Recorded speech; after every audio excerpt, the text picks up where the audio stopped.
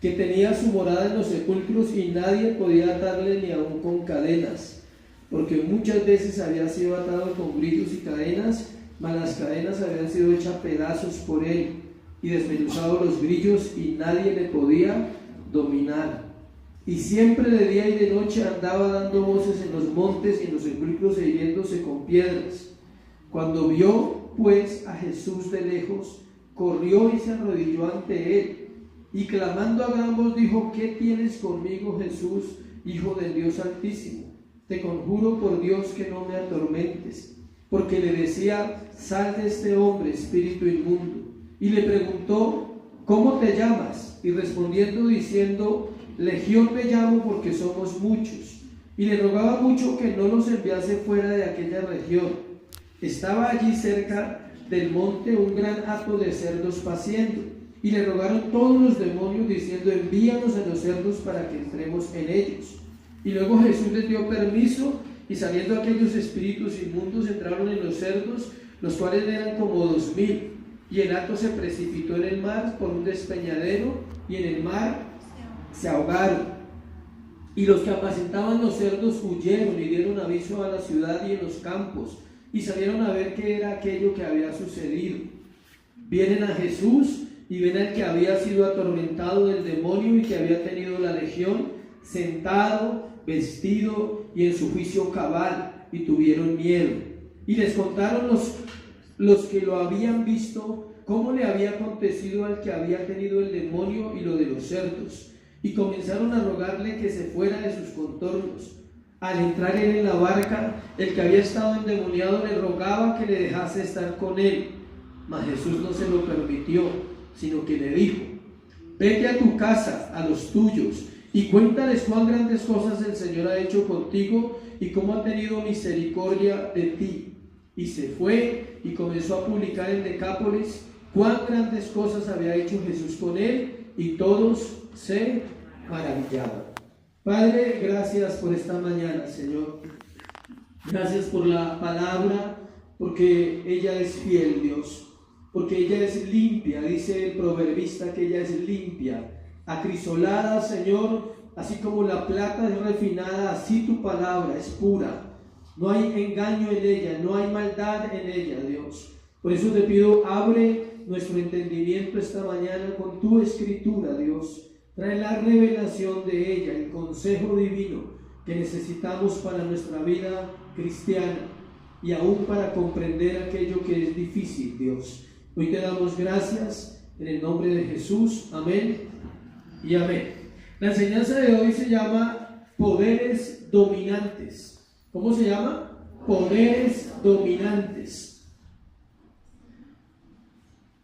La vida de Jesús es la enseñanza pura de Dios en la tierra. No hay una enseñanza ni tan pura, ni tan verdadera, ni tan poderosa como la enseñanza de Jesús.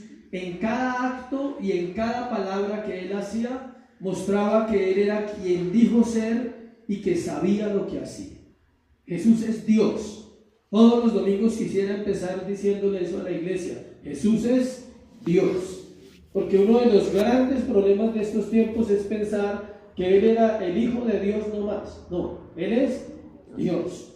Luego de una noche larga, vamos a conectarnos con hace 8 días, y haber enfrentado la tormenta en el mar, ahora se dirigen a la región de Gadara para enfrentar poderes más fuertes que el mar y el viento.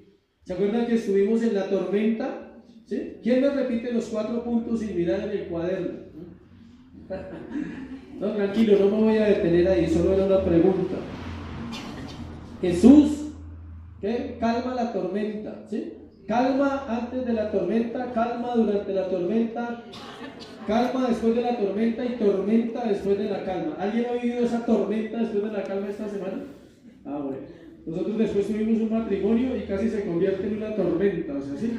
Pero bien, nos fue bien. Entonces, después de ese gran proceso que tuvieron que enfrentar estos discípulos, más que el mar y el viento, estaban a punto de enfrentar a Olga ahora algo que realmente era poderoso, que tiene dominio, y es el mundo espiritual diabólico.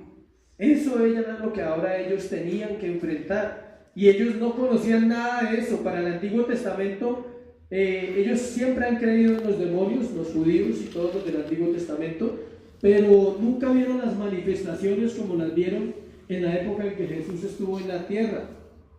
Hay una pregunta: ¿por qué vino el Señor Jesucristo al mundo? Y la respuesta la da el apóstol Juan en 1 Juan 3:8. Dice: para esto apareció el Hijo de Dios, para deshacer las obras del diablo.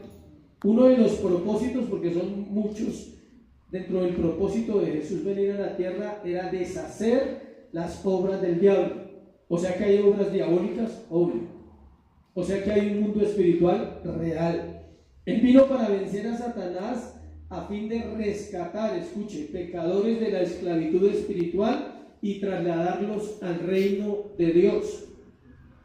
Hay varias cosas para aprender hoy y muchas que aclarar. Esté atento. Este tema no es fácil de predicar. Le oraba al Señor y le decía: pon las palabras exactas para que la iglesia comprenda lo que sucede aquí en esta historia, que podamos entender qué fue lo que pasó con este mundo de demonios, porque no es un demonio, habla de muchos demonios. Dios es real y todo lo que dice la Biblia también. O sea, si la Biblia dice esto es porque así sucedió, así pasó. La Biblia habla de poderes demoníacos y es porque existen. No depende, escuche iglesia, no depende si la iglesia lo cree o no. No depende de eso. ¿Sí sabía?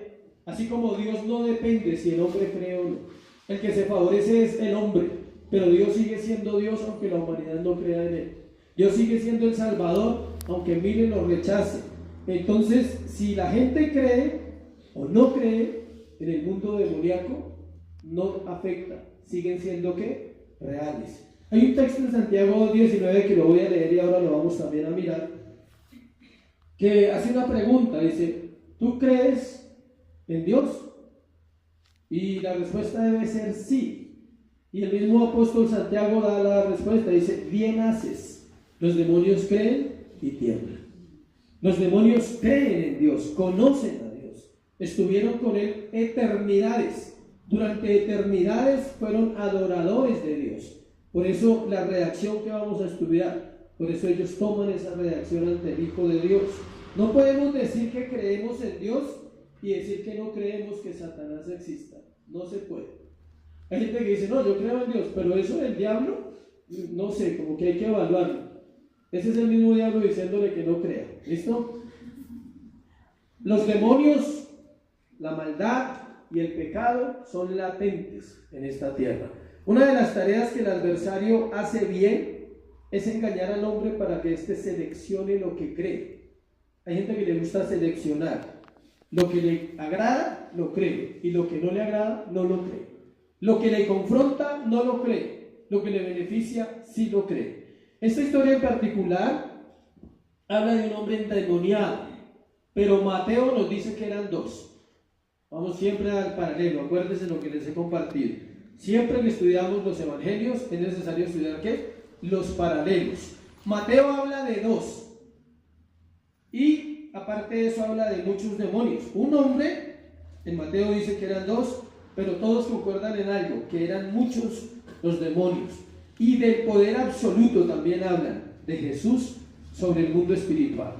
Aparte, esta historia nos muestra algo, escuche, que vemos hoy en día. Es lo que quiero que con la ayuda de Dios, o que Dios lo haga a través de nuestra vida, de poder comprender esto. Eso que sucedió en esa historia se ve hoy mucho. Posesión demoníaca en personas esclavizadas. No sé si ustedes han visto a alguien que realmente usted pueda pensar que está endemoniado, pero se ve muy comúnmente hoy en día, tristemente. Son personas esclavizadas a vicios, sobre todo a sustancias psicoactivas. ¿Cuántos han visto hombres en la calle desnudos? Ese estado es un estado de posesión demoníaca. Este hombre estaba desnudo y ahora lo vamos a mirar. Él no tenía vergüenza, es la pérdida de la vergüenza total. Al mirar las acciones del endemoniado gadareno, vemos una similitud muy grande con la adicción en su etapa más fuerte. No solo la adicción a las drogas, Un hombre puede terminar en una posesión demoníaca o una mujer por la impureza sexual. Puede terminar endemoniado por el ocultismo. Puede terminar endemoniado por diversas situaciones que permite y que lo van esclavizando, lo van esclavizando y lo van esclavizando. Y más que permitir, porque no es el término correcto, no tiene la voluntad para parar. No puede, porque está esclavizado. La pérdida de control para ser controlado por los demonios es lo que vemos hoy en miles de personas en las calles que denominamos locos. Este era el loco de Gadara. ¿Cuántos han ido a un pueblo y hay un loco siempre? Sí, y todo el mundo conoce al loco del pueblo, ¿no? Aquí no hay un loco en el pueblo, aquí hay miles de locos en la ciudad. Si es así, la ciudad está llena de gente loca. Algunos hasta visten bien, pero están locos. Este hombre simplemente estaba endemoniado, era el loco del pueblo, eran dos, pero nos vamos a centrar en la historia en quién, en el pasaje que estamos leyendo. Cuando lleguemos a Mateo, de pronto hablamos de la otra parte que dice que eran dos. También en hospitales psiquiátricos, tristemente, encontramos personas que han perdido el control de su voluntad. Porque una persona que ya pierde el control quiere decir que no tiene la capacidad de decir no quiero, no puedo. Mientras usted tenga esa capacidad, no está endemoniado. Bueno, tranquilos. La forma como el hombre es destruido por esclavitud espiritual es incomprensible para nosotros. Es muy difícil comprenderlo.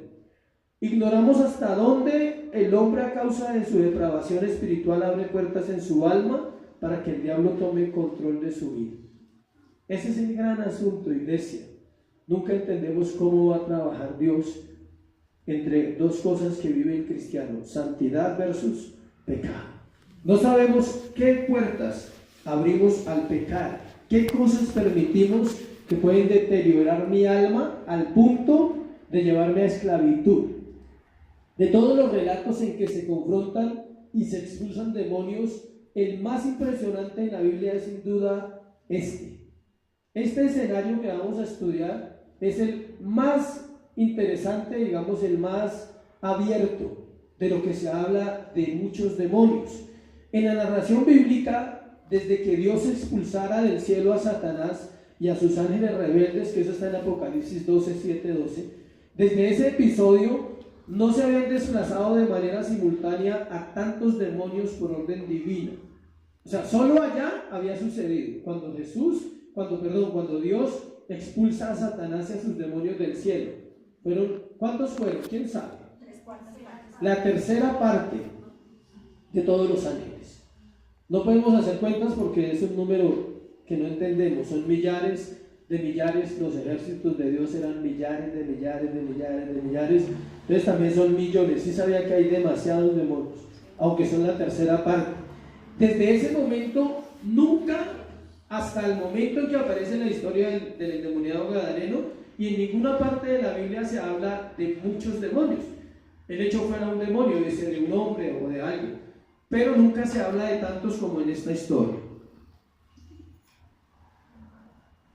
¿Volverá a suceder? Sí, cuando Satanás y su ejército sea atado por 1000 años y lanzado al lago de fuego. Se lo voy a leer porque sé que estos temas generan dudas, generan inquietudes. Les tengo que leerle el texto de Apocalipsis 20 antes de entrar en el tema. Quiero hacer un paréntesis para explicar todo esto. Apocalipsis 20, 2, 7. Y prendió al dragón, la serpiente antigua, que es ¿quién? El diablo y Satanás, y lo ató por 1000 años, y lo arrojó al abismo, y lo encerró y puso su sello sobre él, para que no engañase más a las naciones, hasta que fuesen cumplidos 1000 años, y después de esto debe ser desatado por un poco de tiempo. No vamos a hablar del Apocalipsis, simplemente quiero que se dé cuenta que es cierto que el diablo y sus demonios son atados por un tiempo específico de 1000 años. Si quiere aprender sobre eso, le invito a la escuela del año entrante, donde vamos a aprender un poquito también de escatología, para hablar de esos temas. Volvamos a Marcos. Vemos 3 poderes en acción aquí. O sea, vamos a ver 3 poderes que están aquí en este pasaje. Por eso el tema se llama como poderes dominantes. Se los voy a nombrar y los vamos a mirar uno por uno. El primer poder que encontramos es el poder destructivo de los demonios. El segundo es el poder liberador de la deidad. Y el tercero, el poder condenador de la depravación. ¿Se lo repito? Bueno, a los que les gusta les voy a dar para que anoten. No que les guste el poder destructivo, sino que les gusta confiar. El poder destructivo de los demonios, el poder liberador de la deidad y el poder condenador de la depravación. Vamos a entrar ahora así en la historia. Preguntas al final. El poder destructivo de los demonios, versículo 1 al 7. Ya lo leímos, entonces vamos a entrar de una vez. Había sido una noche tanto agotadora como vivificante para los discípulos de Jesús. ¿Sí se acuerdan la aventura? Fueron confrontados, empezaron a vivir su propia tormenta al saber que cada día se daban cuenta ante quién estaban y con quién estaban andando. Estaban andando con el creador del universo, con el Dios que había hecho todo, y había sido una noche difícil. Pero escuchen, cuando salieron de Capernaum no imaginaban que se encontrarían con la mayor de las tormentas que habían vivido. Era más fuerte que la que habían vivido en el mar, pero no fue física, fue una batalla ¿qué? Espiritual. Y empezamos en el versículo donde quedamos hace 8 días, 41, 4:41. Entonces temieron con gran temor y se decían el uno al otro: ¿quién es este que aún el viento y el mar le obedecen? Yo me imagino siempre en la Biblia, me gusta imaginarme estos señores discípulos asustados porque Jesús había calmado el mar y el viento. ¿Cómo los calmó? Con una orden: ¡calla! Y ya, quedaron ahí mudos. Listo. Y ahora van a ver algo más poderoso todavía. Era el enfrentamiento contra el mundo espiritual. Versículo 1. Vinieron al otro lado del mar, a la región de los Gadarenos. La mañana siguiente, cuando llegan a la región de Gadara, era una región de solo gentiles. No habían judíos, eran solo ¿qué? Gentiles. Estaba al otro lado del lago de Galilea. Jesús se apartó de las multitudes un momento para cumplir la cita primero con sus discípulos y ahora cumplir esta cita con el endemoniado. La cita que tenía con este hombre, aunque Mateo habla de 2 y Lucas y Marcos se centran en un individuo y nosotros también. Versículo 2. Cuando salió él de la barca, enseguida vino a su encuentro de los sepulcros un hombre con un espíritu inmundo. Fue instantáneo. O sea, tan pronto ellos tocan la tierra, este hombre, gobernado por los demonios, viene corriendo a un encuentro con Jesús. Y cuando la Biblia habla de personas endemoniadas, se está refiriendo a personas habitadas y controladas por el diablo, por espíritus inmundos. Ese es el nombre más común para los demonios en la Biblia. ¿Cómo es? Espíritus inmundos. A veces no los llama demonios, los llama como espíritus inmundos. La posesión demoníaca es una forma extrema de dominio individual, en donde uno o más demonios controlan la mente, el cuerpo y la voz de la persona. Esto va más allá de una explicación científica, psicológica o médica. No se puede explicar, pero sucede. Cuando la Biblia habla del poder demoníaco, no podemos temer. Escuche, cuando uno aborda estos temas, no hay ningún temor ni en ustedes ni en nosotros. No puede haber. ¿Por qué? Porque Jesucristo es superior a cualquier poder en esta tierra. Si alguien tiene dudas, ¿quiénes son los demonios? Son los ángeles caídos. Son la tercera parte que fue echada del cielo, expulsada, cuando Satanás se rebeló. ¿Y se convirtieron en qué? En demonios. Eran hermosos, los ángeles son bien pintas, son bien bonitos, ¿sí? Pero ellos terminaron convertidos en demonios. Cualquier poder en esta tierra, escuche, es inferior al poder del Espíritu Santo de Dios. No puede haber demonios en una persona en la cual habita el Espíritu Santo. Les tengo esa buena noticia, porque es el templo de Dios. Y en el templo de Dios no puede haber oscuridad y luz, tinieblas o demonios con la santidad. Entonces ahí vamos bien, si usted habita el Espíritu Santo en su corazón, no puede tener temor. Pero no, al final va a entender que el hecho que el Espíritu Santo habita en su corazón no quiere decir que no pecamos. Primera de Juan 4:4 dice: mayor es el que está en vosotros que el que está en este mundo. El Señor deja palabras específicas para darnos fe, para decir, ustedes no pueden temer los poderes de este siglo. Versículo 3 de Marcos nos dice que vivía en los sepulcros, un estado de muerte constante, no solo espiritual, también física y emocional, y toda su vida. Este hombre vivía afuera de esta región. Allá quedaba el cementerio. ¿Dónde quedaban los cementerios en esa época? En cavernas, en cuevas. Allí ponían los cuerpos y era fuera de la ciudad por el olor. Entonces este hombre vivía en los demonios. Los cementerios siempre han representado la muerte y ellos les gustaba estar en ese lugar. Este hombre estaba más cómodo con los muertos que con los vivos. Algunos están así. A veces estamos más cómodos con los muertos que con los vivos. No nos gustan los vivos. Hablando de los vivos en Cristo, hay gente que prefiere compartir con muertos espirituales porque cree que es la mejor forma de vivir. Lucas 8:27, no se lo voy a leer porque es un paralelo, añade que este hombre no vestía ropa. Si lo quiere comprobar lo puede leer. Estaba desnudo, y eso se refería a su perversión sexual. También mostraba el tormento que infringían sobre él los demonios, porque estaba expuesto al frío, al sol, a la lluvia del desierto. Era una condición triste. Cuando yo entro al corazón del Gadareno, no puedo dejar de pensar en mi pasado. Cuando leía esas palabras, Dios me quebrantaba mucho mi corazón, porque la condición de este hombre es muy similar a una persona esclava, a las drogas, a la impureza, al alcohol, a cualquier tipo de pecado, donde usted ya perdió el control. Yo viví eso, yo viví la pérdida del control de mi vida. Sé lo que es vivir en una calle mucho tiempo. Entonces, sé lo que es estar expuesto al sol, al agua, al frío, al viento. Y de eso se trataba. Esa es la parte que el mundo espiritual infringe sobre el ser humano para llevarlo a una destrucción. Recuerden lo que dice la palabra, Juan 10:10, que el ladrón no vino sino ¿para qué? Hurtar, matar y destruir. El fin era destruir, el fin era acabar la vida de este hombre. Versículo 4: porque muchas veces había sido atado con grillos y cadenas, mas las cadenas habían sido hechas pedazos por él y desmenuzados los grillos, y nadie le podía dominar. El loco gentil era un problema para la sociedad.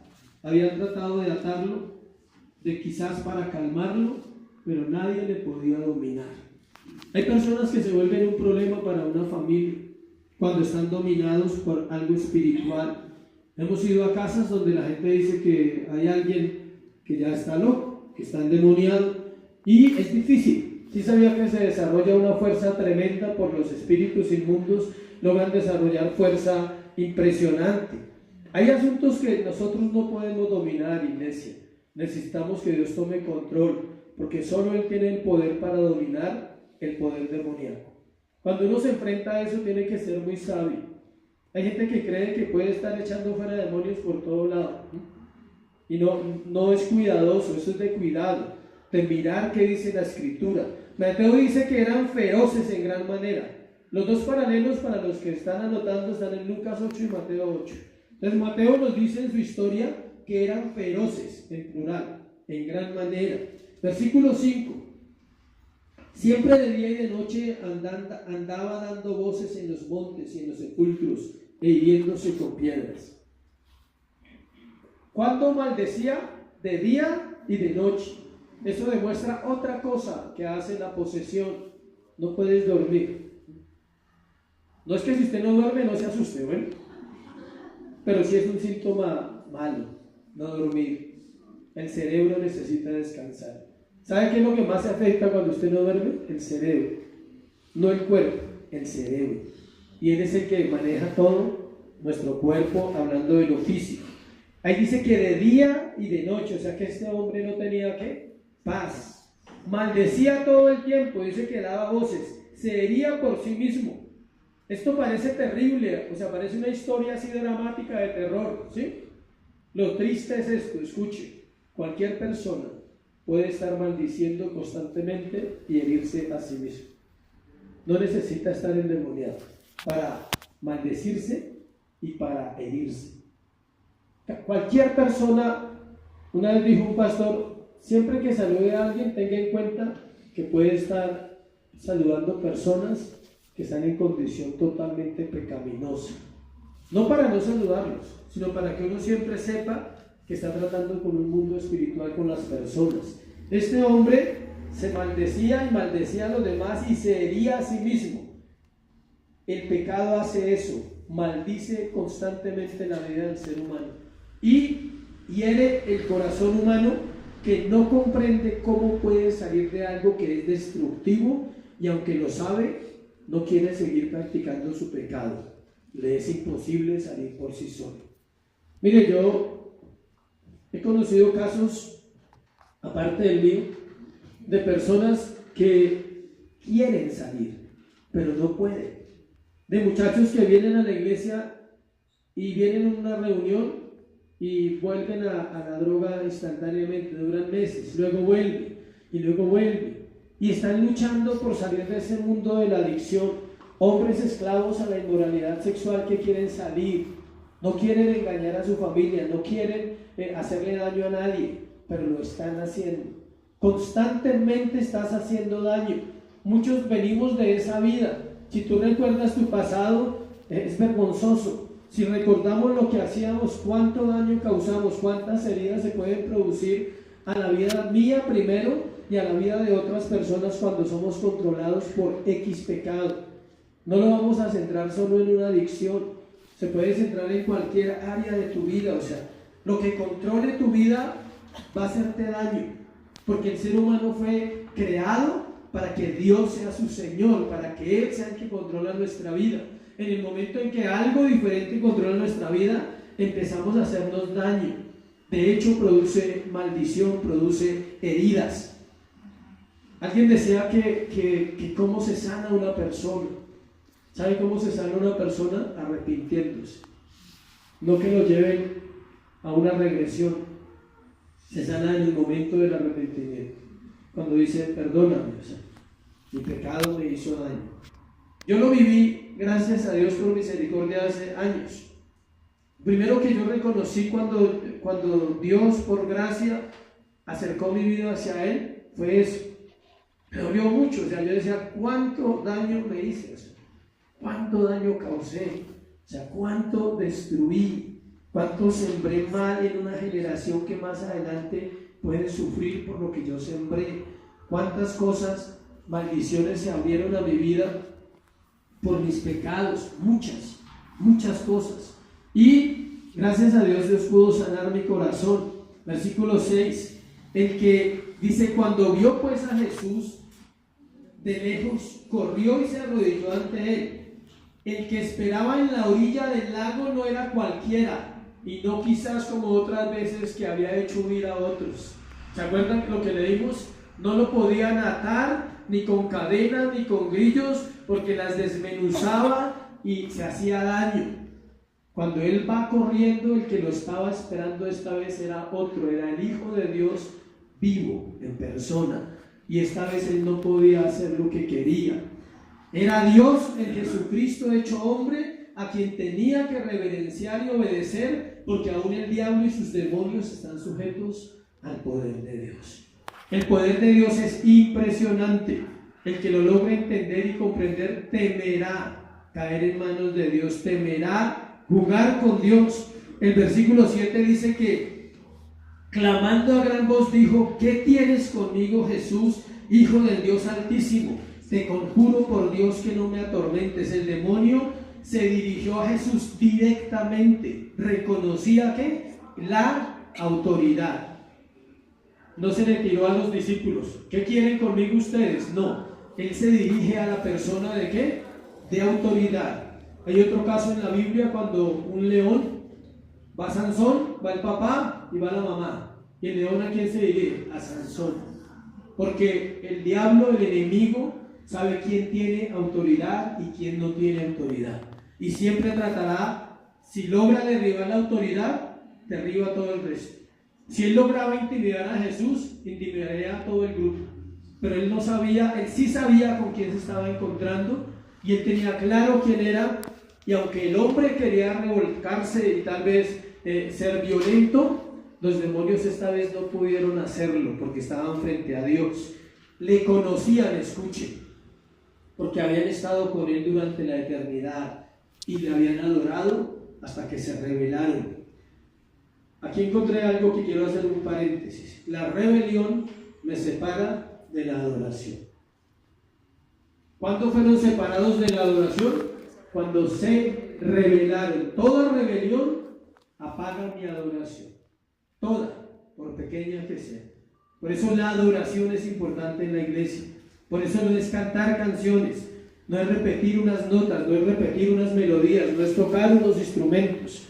Es que la rebelión me separa de la verdadera adoración. Ellos fueron separados de ser adoradores a convertirse en demonios por su rebelión. Y sabían quién era él. ¿Por qué? Porque la Biblia dice que él estaba con el Padre desde antes de la fundación del mundo. Dice, otra vez quiero estar en la gloria como estuve contigo, dice Jesús. Usa el título, escucha el título que usa el demonio. Hijo del Dios Altísimo. Es un título que acentúa el poder de Dios sobre todo otro poder. Él le dice, yo sé quién eres tú, el más grande, el más poderoso. Rico llegar uno a ese punto, ¿no? A entender lo que entendía ese demonio, ¿no? Si ve lo terrible que es encontrar la verdad en la Biblia, que un demonio tenga más entendimiento que el hombre, porque estuvo con él. Significa que ellos sabían que él tiene la misma autoridad que el Padre. Tembloroso ante su juez, temía que Jesús lo enviara al abismo, donde están otros ángeles cautivos. Lucas 8:31. Se lo voy a leer porque hay que explicar eso. Lucas 8:31.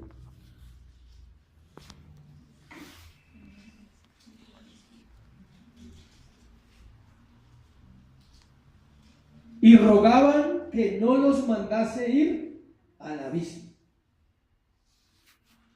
El abismo, ¿qué es? O sea, ¿existe? Obvio, es un lugar que aparece en la Biblia, pero que se explica bien en Apocalipsis. Le explico. Ellos, en el cuerpo de este hombre, habla un demonio. No pueden hablar todos porque no les entiende, ¿sí? Habla uno, toma la vocería, para que ustedes entiendan el relato. Uno de todos toma la vocería y le dice, no nos mandes al abismo. ¿Por qué? Porque ellos sabían el poder que había en Jesucristo para condenarlos si quisiera inmediatamente. ¿Qué es el abismo? Apocalipsis 9:11. De eso es otro tema que vamos a explicar en la parte cuando veamos el libro en la escuela, en Apocalipsis. Pero quiero hacerle un poquito porque es bueno, que la gente no sabe y como no sabe, por eso a veces no puede dejar ciertas cosas que está viviendo. Apocalipsis 9:11. Y tienen por rey sobre ellos al ángel del abismo, cuyo nombre en hebreo es Abadón y en griego es Apolión. Dice que hay un rey en ese lugar, hay un demonio grande, mayor, hay una jerarquía en los demonios, ¿sí sabían? Y allí él está encargado de ese lugar. Allí hay millones, escuchen, millones de demonios encarcelados esperando un día para salir, para atormentar la tierra. No se sabe si han salido, yo no sé eso porque no puedo inventarle, ¿sí? Pero según la Biblia están allí, y allí ellos sabían que él los podía mandar con una sola orden y tenían miedo. Ellos no querían irse a ese lugar. ¿Por qué? Porque todavía querían hacer maldad en la tierra. ¿Y por qué no fueron enviados allá? Porque Jesús sabía que no se había cumplido ¿qué? El tiempo, que hay un tiempo reservado para sacarlos de allá para el juicio. Van a ser sacados para el juicio. Apocalipsis 17:8.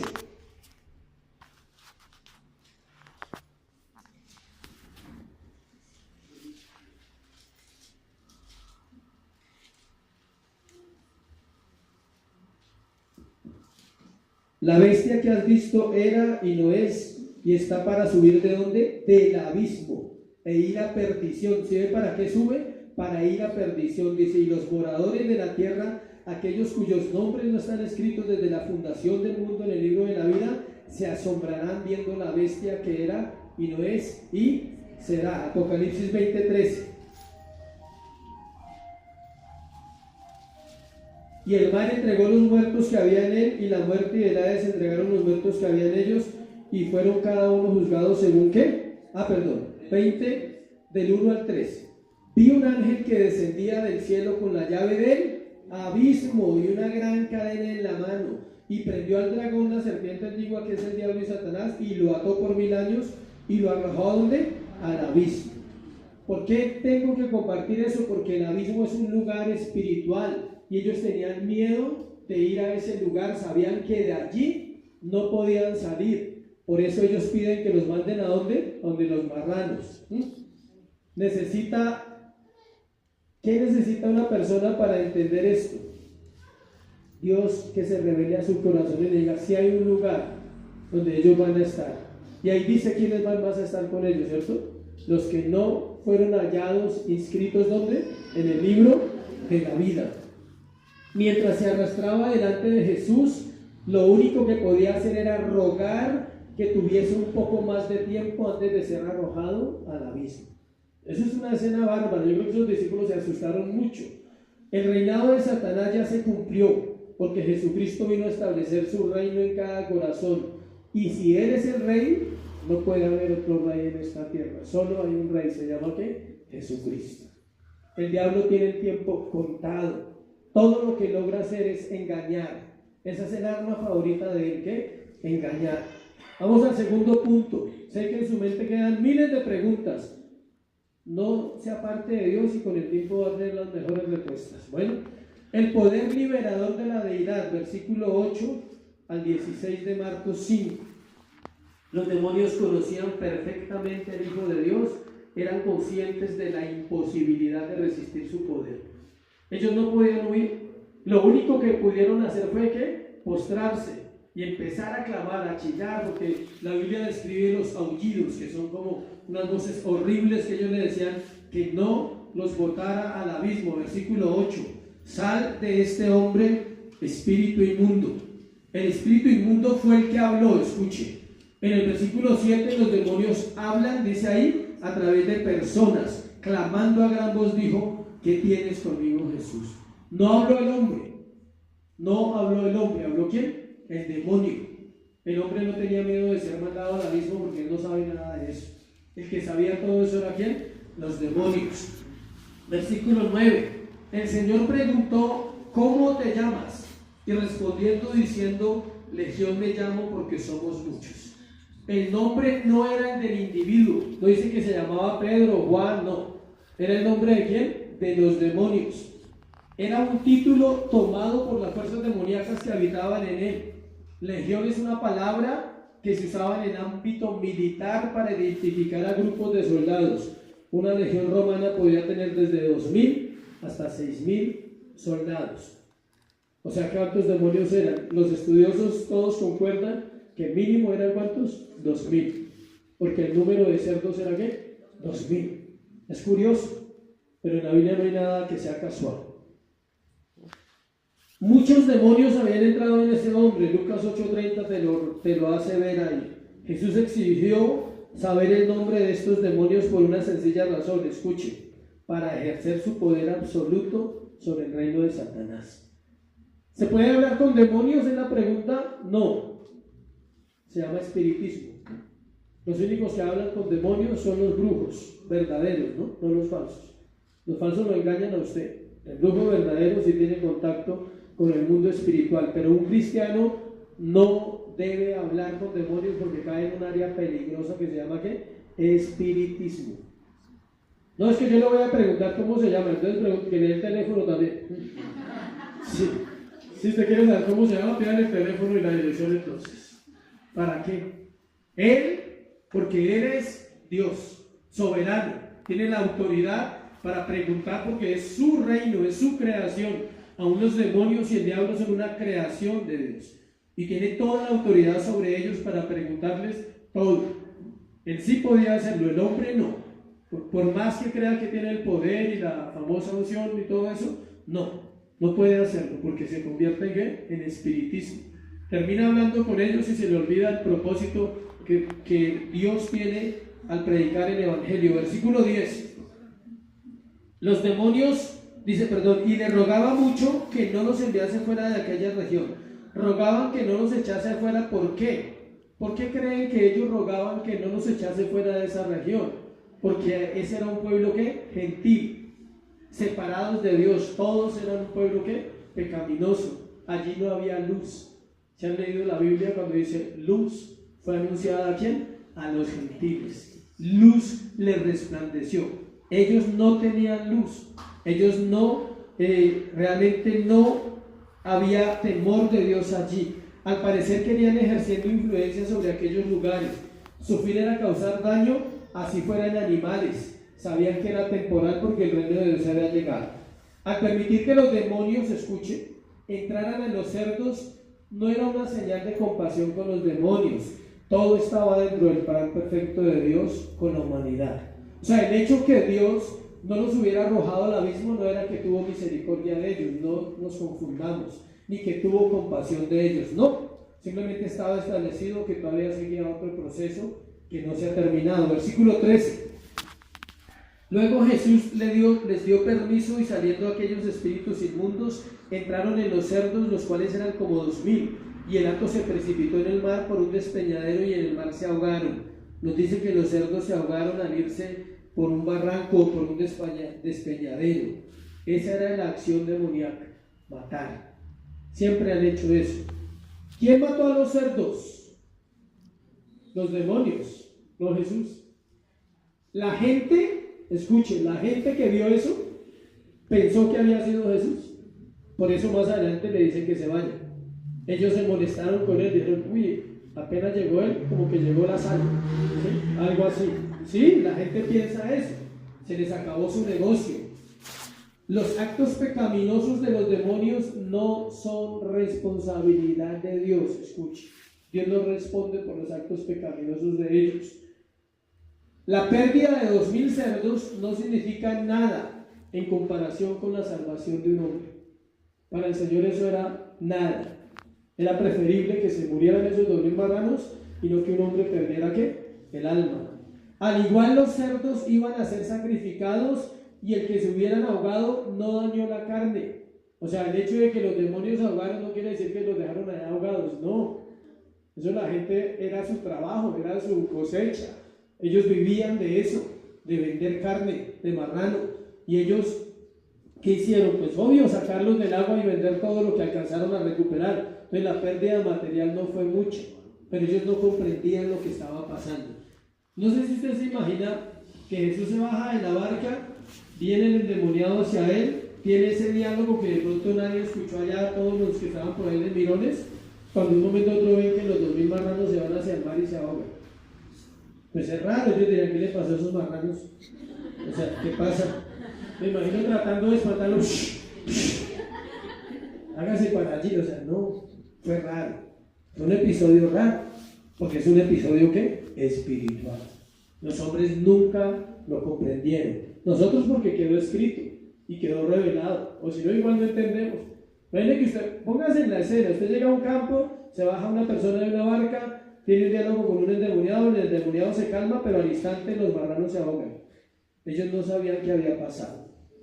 Sin duda los propietarios recuperaron gran cantidad de los animales para el comercio. Versículo 14. Y los que apacentaban los cerdos huyeron y dieron aviso en la ciudad y en los campos y salieron a ver qué era aquello que había sucedido. ¿Sí ven? Ellos fueron y contaron, acaba de llegar un señor allá a la orilla y el loco de Gadara, el loco ese que siempre hace huye y que no le podemos decir nada, está tranquilo.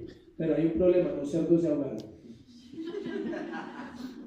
Tal vez los que estaban eran los empleados cuidando los marranos. 2000 marranos hay que cuidarlos, esos no pueden estar solos. Y ellos fueron y contaron así. Pero imagínense que acabó de llegar un señor y pasó esto y esto, pero el terrible problema es que los cerdos se ahogaron. ¿Sí? Entonces me imagino la carrera, bueno, tú quieras sacarlos porque toca venderlos. Lo vieron, lo que vieron, los que vieron lo que pasó, contaron todo lo que había sucedido como ellos lo vieron. tanto la liberación del loco como la muerte de los cerdos. Y esto tuvo que haber llamado la atención de muchas personas. Versículo 15. Vienen a Jesús y ven al que había sido atormentado del demonio y que había tenido la legión sentado, vestido en su juicio cabal, y tuvieron ¿qué? Miedo. Da miedo ver un loco transformado. ¿En serio? Ver una persona loca totalmente, uno duda, dice, ¿será que ya está sano realmente? ¿O no le acercamos o no le acercamos? ¿Qué tal vuelve y nos casque como la última vez? Claro, ahí dice que no lo podían atar ni dominar. Quiere decir que el pueblo, la sociedad, él no era agradable, él era un problema para ese pueblo. Y ellos trataban de dominarlo, decirle, quieto, o sea, deje fregar, deje gritar. Gritaba de día, gritaba de noche, maldecía, se hería. Era una carga para un pueblo. Y ellos trataron muchas veces de ayudarle, pero no pudieron. Ahora tenían miedo de verlo tranquilo. Decían, ¿y será que si Jesús se va, él sigue tranquilo? ¿O se va a volver loco?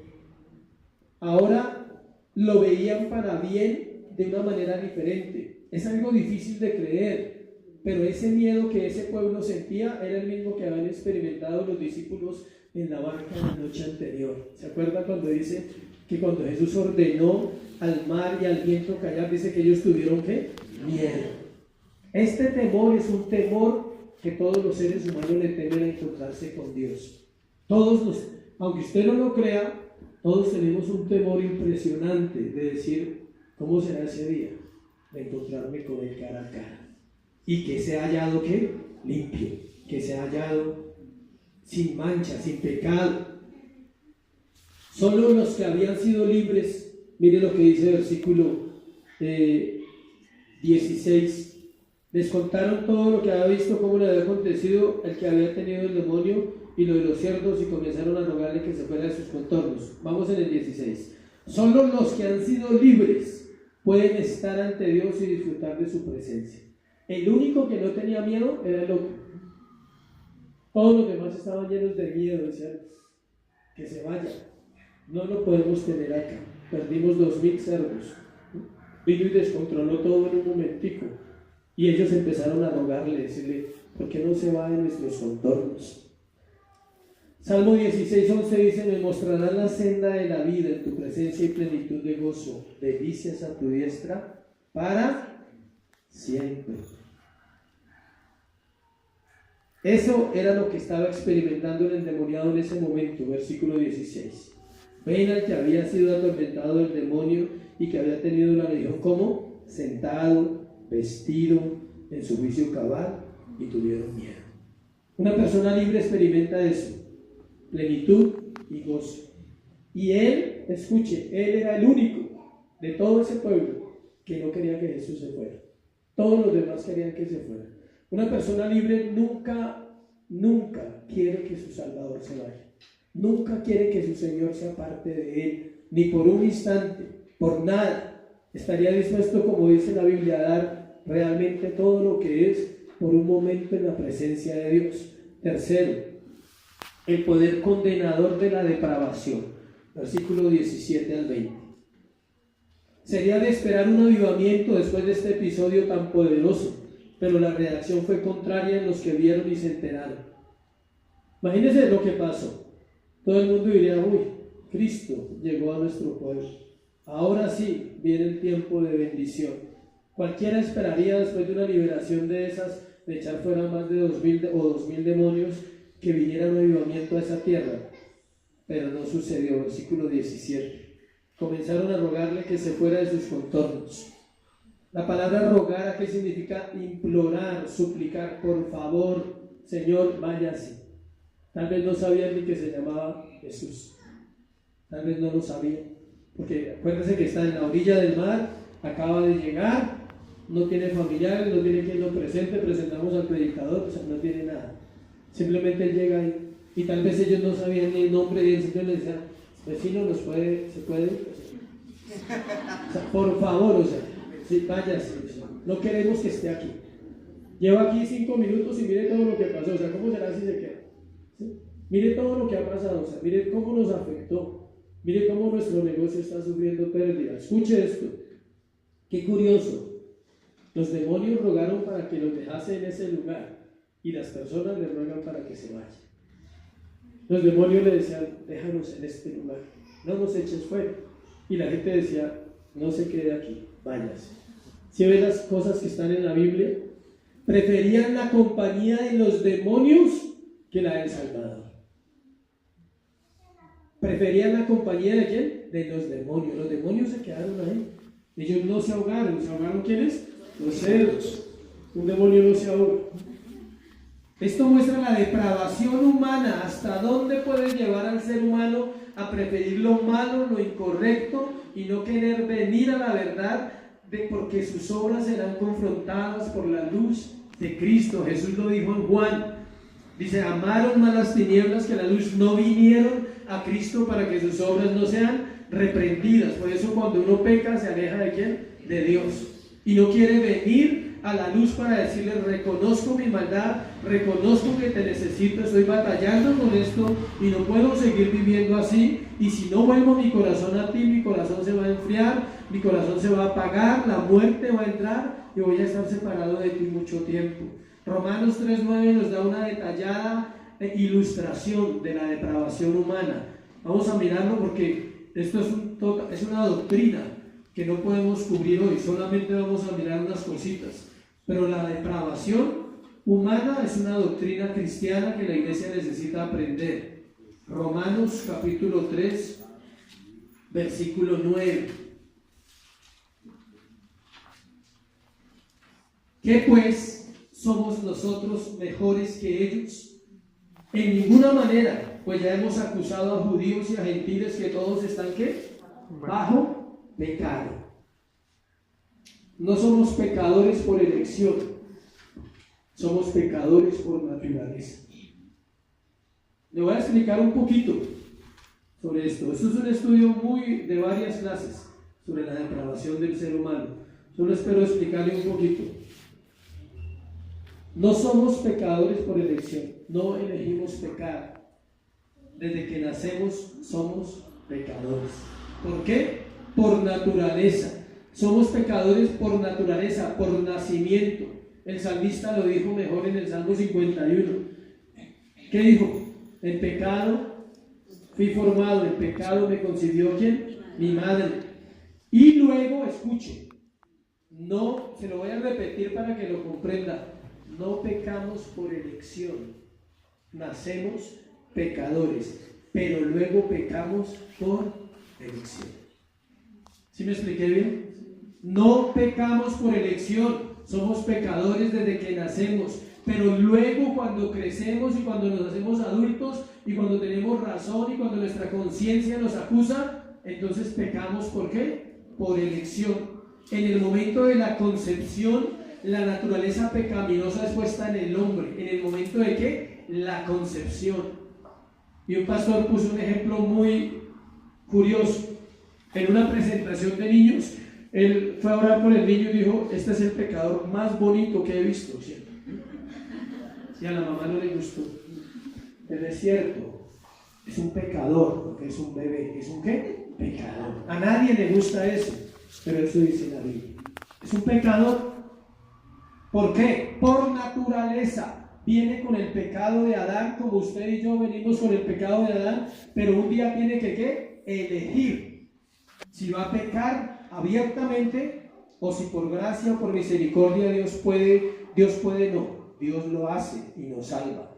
El hombre no participa en su salvación porque está muerto. Si alguien quiere comprender la doctrina de la depravación, eso es lo que enseña, que el hombre está ¿qué? Muerto. Quiere un texto de Efesios 2. Vosotros estabais muertos en delitos y pecados. ¿Un muerto puede elegir? No, porque está muerto.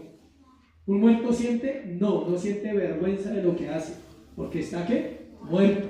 Por eso el pecado es tan terrible, nunca se avergüenza de su pecado. ¿Por qué? Porque está muerto.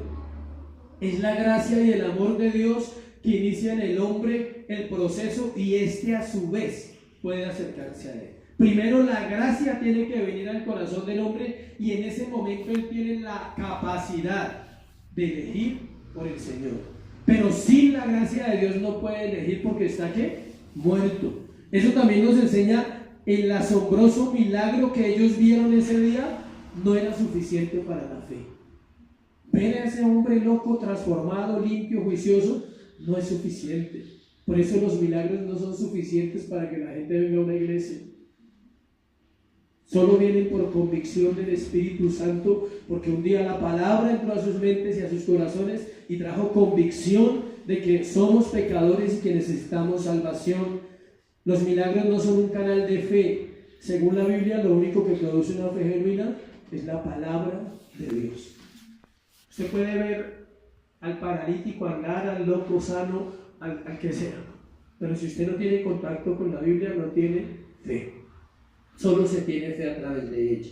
Mateo 8:33 nos dice que el compañero también fue liberado. Ahí no estamos hablando de él, pero también fue liberado, eran dos. Ahora le piden que se vaya y el Señor les concede esto. ¿Sí ve? Él dice, por favor váyase, y él se va. ¿Qué demuestra esto? La depravación de esa cultura, de los gentiles que vivían al otro lado del lago de Galilea, de Gadara. Ellos dijeron, no vamos a permitir que alguien venga a dañar nuestra cultura, nuestros negocios, nuestra forma de ser y nuestra vida. La gente prefiere eso que abrazar a su Salvador, a su Señor. Versículo 18.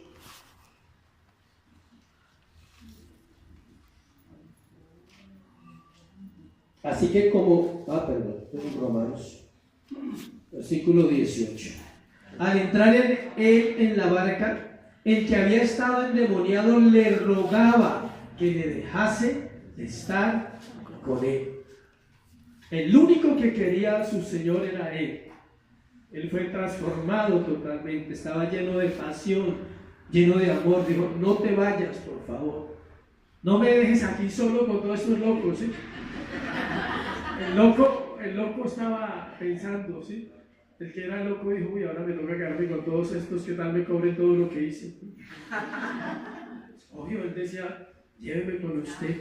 No hay un lugarcito en esa barca, o sea, no quepo ahí, lléveme.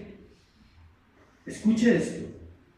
Él no había recibido ni discipulado, ni iglesia en casa, ni teología bíblica, nada.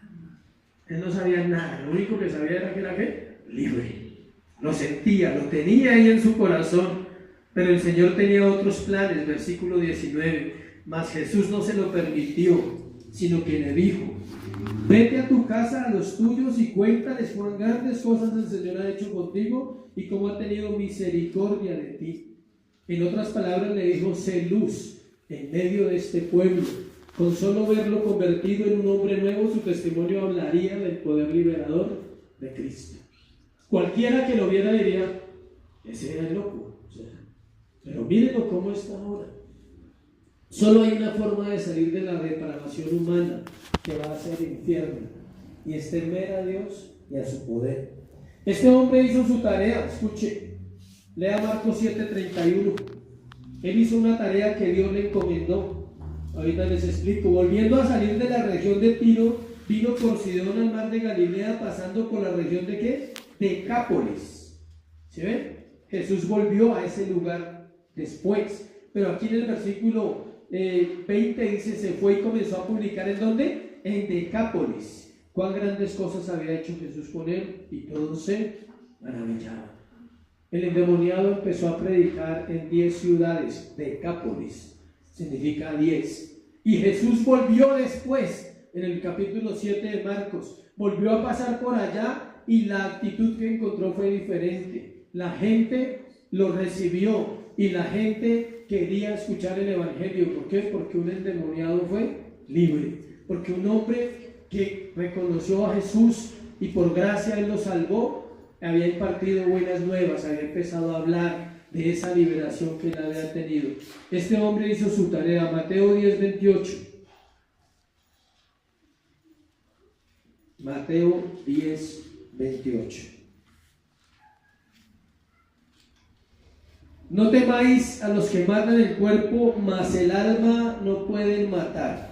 Temed más bien a aquel que puede destruir el alma y el cuerpo, ¿dónde? En el infierno. Nada en este mundo es digno de miedo, escuche. Nada. En esta tierra no hay nada que temer, ni a los malos, ni a los asesinos, ni a los delincuentes, ni al diablo, ni a nadie. Nada es digno de temer. ¿Solo quién? Dios. Él tiene el poder para salvar y libertar, para dar vida y para quitarla, para permitir la enfermedad y para sanarla, para desatar la tormenta y para calmarla, para resucitar para condenación o para resucitar para salvación. ¿Cuál es la conclusión de hoy? Los poderes de las tinieblas son reales, pero no tenemos nada que temer. El poder de Dios está en control de todo. La depravación humana va en avance para separar al hombre de Dios. Todo ser humano que sea libre querrá estar con su libertador y con su Señor para siempre. Amén. Ponte sobre tus pies y vamos a orar. Darle gracias a Dios por esta palabra, que sea ella obrando en nuestro corazón en este día y trayendo libertad. Señor, gracias. Gracias por tu mensaje, Dios. El mensaje estaba ahí y siempre ha estado ahí. ¿Cuál mensaje, Dios? Que tú eres grande, que tú eres poderoso, que tienes el poder, Dios, para liberar vidas en medio de esta tierra infestada, Dios, de maldad, infestada de dolor, de miseria, porque es lo que el mundo ofrece. Mas tú, Señor, viniste a salvarnos. Cuando fuiste por la oveja no pudo hacer nada porque estaba perdida, porque estaba lejos del rebaño. Fuiste tú quien fue y se acercó a ella y la recogió. No le mandaste un lazo tampoco, porque la oveja no se podía tomar de ahí. Tenías que ir tú mismo por ella, y eso fue lo que hiciste con ese hombre, Dios. Solo fuiste a esa región ese día a liberarlo, a darle vida eterna, Señor. Y es lo mismo que haces hoy con tu pueblo. Vienes cada día, cada semana, Señor, a liberar una generación del engaño que estamos viviendo, de lo que el mundo nos está ofreciendo, de las demandas del pecado, de las demandas de la maldad de este siglo que separan al hombre de Dios. Mas tú vienes igual que viniste a Gadara, Señor, al hombre, a la mujer, a los jóvenes, a los niños, a los ancianos, a traer libertad a través de la palabra de Dios, a traer esperanza, Señor, a mostrarnos la condición del hombre separado de Dios, depravado por su naturaleza, Señor, perdido, pero que solo basta con que tú obres, Señor, con que tú tomes la iniciativa en nuestro corazón para volvernos hacia ti. Iglesia, hoy es un día de volver el corazón hacia Dios. Quizás no estamos en la depravación total como está el hombre perdido, el hombre lejos de Dios. Pero el pecado sigue trabajando, sigue asediando nuestra vida, sigue tratando de separarnos de Dios. Y el apóstol Pablo dice: más gracias a Dios por Jesucristo, nuestro Señor. Porque por Él tenemos entrada al trono de la gracia, podemos acercarnos esta mañana a Jesús, a su obra redentora en la cruz del Calvario. Su sangre nos limpió de todo pecado en el madero, y hoy podemos hacerlo una vez más, decirle: perdóname, Señor, perdóname. Perdóname, Dios, ayúdame a comprender tu obra. Ayúdame, Dios, a entender tu poder sobre todas las cosas. Tienes el poder sobre todo y decidiste salvarnos, Señor, por gracia, por amor a tu nombre, Dios. Tú no callarás, tú hablarás a un pueblo constantemente, Dios, de la importancia de estar en comunión, de la importancia de estar constantemente buscándote. Solo ese hombre quería estar con Jesús. Nadie más quería estar con Él, porque Él sabía lo que era la libertad. Y si tú te consideras libre, adórale siempre, búscale. Y si batallas con algo en tu corazón, como todos lo hacemos, reconócelo, dile: Señor, yo reconozco que mis caminos no son perfectos. Reconozco que mi naturaleza aún batalla dentro de mí, Señor, el pecado para separarme de ti.